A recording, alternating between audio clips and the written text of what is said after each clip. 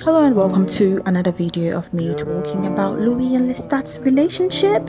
In today's video, I'm going to be examining heteronormativity and homophobia and the complex interplay between those two elements or phenomenon and their impact on Louis and Lestat's relationship. I'm going to examine Louis and Lestat's extramarital relationship against these concepts and draw a conclusion that some may find unsettling, insightful, or at the very least challenging of their notions of the concept of cheating within Louis and Lestat's vampiric relationship.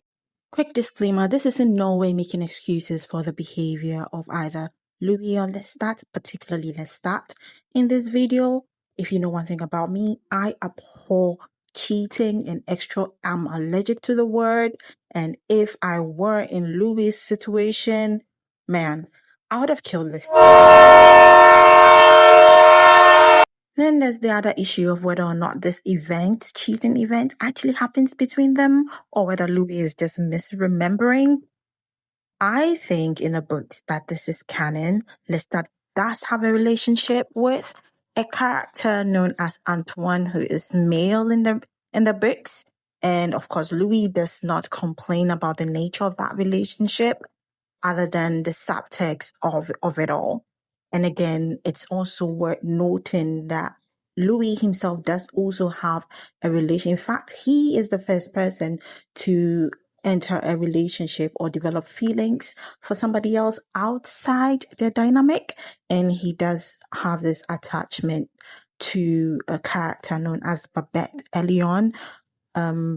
When he's turned as a new fledgling vampire. While it is not expressly stated in the books that these two are homosexuals in a homosexual relationship, it is stated expressly that these two are in a form of homosocial relationship and that there is ongoing this triangulation of mimetic desire between the two of them. It is this homosocial paradigm that a lot of readers translate as homosexual subtext within the book. According to Itwv, a lot of writers use homosocial dynamics between same-sex characters to avoid expressly hinting at a homosexual relationship within the text in order to avoid conservative backlash or to at least allude to this fact for literary intrigue. A homosocial relationship is one that is characterized by intense emotions between same-sex characters,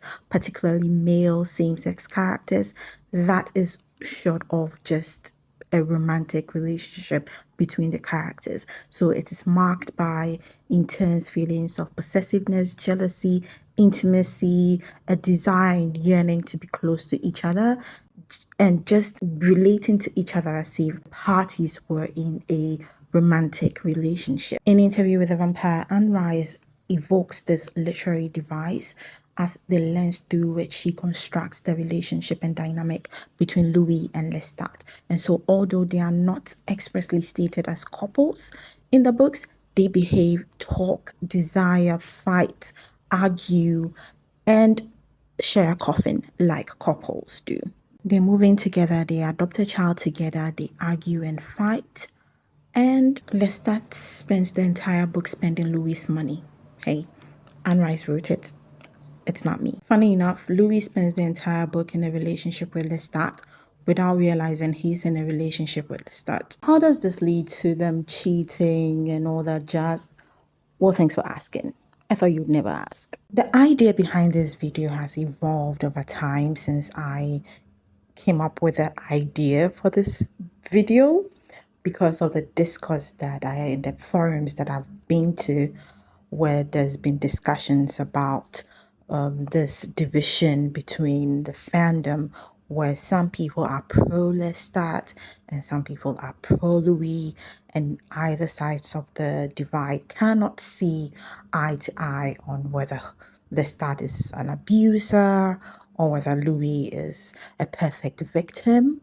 And so I thought I would make this video to sort of bridge the gap between both sides of the divide and see if we can arrive at a conclusion that is fairly reflective of the struggles of either characters. I'll begin my analysis with a thesis statement from Catherine Cohen on gender and queerness, which says that queerness isn't just about who you sleep with, but it's also about your proximity and relationship to power. In that sense, anybody can be queer so far as you are far removed from the systems of structure that seeks to oppress you. Queerness then becomes a skill, and the extent to which one is oppressed within the skill depends on the extent to which they are closer to or far removed from the systems of power. Cohen also talks about intersectionality, and by this she means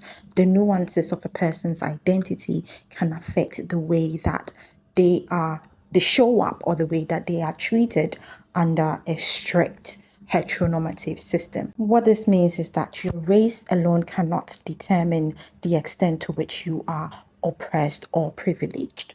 You could be an oppressed black man, but that doesn't automatically indicate that you are treated worse than a gay white man. You could be a rich, straight black man, but that doesn't automatically indicate or mean that you are treated way worse than a poor gay white man. The degree to which one is oppressed depends on so many factors other than race. It could be determined by gender, income, wealth, health, sexuality. And so to me, it's a cop-out to say that Louis is a black man within the construct of the story, therefore he suffers more. Two things can be true at once. Louis can be an oppressed black man within the story, but Lestat is also an oppressed gay man within the story. Let's get into it. Heteronormativity, according to Judith Butler, is the insidious assumption that everybody within a society or community is straight. The harmfulness of this assumption manifests in two folds. It creates an internal hyper-awareness and hyper-vigilance to enforce and behave and conform to this normativity. According to Butler, this creates a sort of social anxiety and fear whenever one has this sense that they are slipping and deviating from the script. For most men, the anxiety leads them to behave in a hyper masculine fashion. They feel a constant need to perform their masculinity and instill the notion of it in the minds of others. When we meet Louis Dupont de Larc in episode 1 of AMC's Interview with a Vampire, he embodies this phenomenon. He is hyper-vigilant and hyper-aware when it comes to his sexuality. When Miss Briggs asks him in the brothel to check the elder man's dick, he quickly rebuts with an aggressive, "Who the fuck do you think you're talking to? I ain't checking no man's dick." He confesses to Daniel Malloy that he saw himself as a red-blooded man seeking ass before absolution. And for emphasis that he was a straight man, he began seeing this woman, Lily, at a brothel just to create the impression that he was a straight man. I guess you could chalk it up to internalized homophobia. However, this fear and anxiety magically vanishes into thin air when he becomes a vampire. He says to Daniel Malloy that while he did not consider himself as a homosexual while he was human, he had come to embrace his sexuality, and the evidence of it is when he meets Daniel Malloy at a gay bar. Herein lies the problem. Becoming a vampire does not eliminate homophobia or the problems and challenges that gay people face because of their sexuality. And yet Louis becomes completely oblivious to their struggles until Antoinette enters the picture. I wonder why. Homophobia affects Louis and Lestat disproportionately, just as issues of race affected them disproportionately. Louis is seen in the community as this light-skinned, rich black man, whereas Lestat is just viewed as a twink, albeit a white one. His androgyny and gender fluidity renders him the scorn of society. There's a scene that actually broke my heart where someone pointed to him and actually went, "Him? Oh My God. It would seem then that Louis had the privilege of being perceived as a straight black man, or at the very least, as a top within their relationship. And that notion that people had of him had been instilled by Louis aggressively through hypermasculinity and even violent language. That's not to say that Louis was insulated against homophobia. He obviously experiences this within his own household, where his family, his brother, his sister, and mother sneers at him and looks upon him suspiciously. He just didn't seem as concerned about this issue as he was with issues of race and, of course, his business and finances and all that stuff. He's a capitalist. He don't play about his money. Even though being gay and being in an interracial relationship with a white man could get him killed. Personally, as a queer black woman, I wish he had treated these concerns with the same level of seriousness that he treated his racial concerns. When Antoinette initially appears in the story, she simply appears as a buffer, an opportunity for Louis and Lestat to set the record straight and at least present a facade of their straightness, since people had begun to talk about their sexuality. She replaces Miss Lily as the buffer for Louis, except this time Lestat is the one with the buffer, or the one who initiates another woman into their dynamic as the buffer. His unhinging begins when he holds onto this buffer for way longer than he should have or needed to have.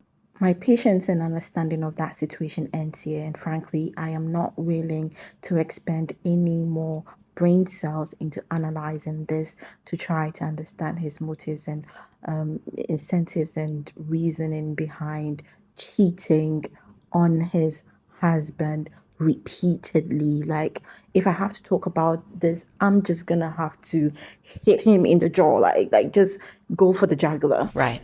You murdered this man. Yes, You tortured him. of course. Anywho, guys, thank you so much for watching this video. I am so sorry this video came in late. I'll try to post the next one within 7 days from this one, I promise. Okay guys, if you like this video, kindly like and subscribe to my channel. Comment in the comment section what you think of Antoinette, what you think of or you make of the dynamic between Louis and Lestat, and comment any other video idea topics that you'd want me to share my thoughts on. See you next week in another video. Love you. Bye for now.